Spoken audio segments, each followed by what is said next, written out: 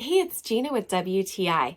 If you're looking for party favors that are going to really leave a lasting impression with people and are just so cute and fun to give out, then you have to check out these ones from the Seed Bloom store. I just recently threw a small bridal shower for a friend. I packed these heart-shaped seed papers into a reusable glass tumbler, and everybody just loved the concept. These are handmade in Seattle, Washington, one sheet at a time, and contain a really beautiful variety of wildflowers.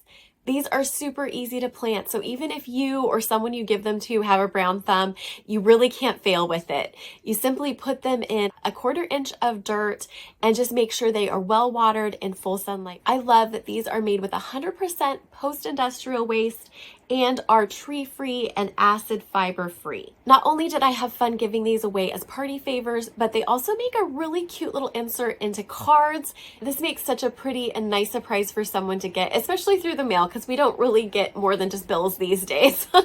These come with clear instructions on how to plant them, as well as a really cute little envelope so you can put it all together, and it makes such a pretty gift.